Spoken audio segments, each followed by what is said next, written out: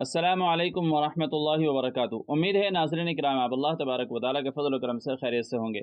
नाज़रीन इकराम, बाज़ मरतबा इंसान के जहन के अंदर ये बात आती है कि मैं कुर्बानी के जिस जानवर में शरीक हो रहा हूँ उसमें कोई ऐसा आदमी तो नहीं है कि जिसकी कुर्बानी जायज़ ना हो। तो नाज़रीन इकराम, इसी तरह का एक सवाल जामिया उलूम इस्लामी अल्लामा मोहम्मद यूसुफ बिन नूरी टाउन से पूछा है। देख लेते हैं साइल का सवाल क्या है और उसका जवाब जामिया की तरफ से क्या दिया गया है। नाज़रीन इकराम, जामिया उलूम इस्लामी अल्लामा मोहम्मद यूसुफ बिन नूरी टाउन के दारुल इफ्ता से किसी ने सवाल पूछा, एक जानवर में किसके साथ कुर्बानी करना नाजायज़ है। तो जामिया की तरफ से जवाब दिया गया है, वाज़ेह रहे कि बड़े जानवर में ज़्यादा से ज़्यादा 7 अफराद कुर्बानी में शिरकत कर सकते हैं।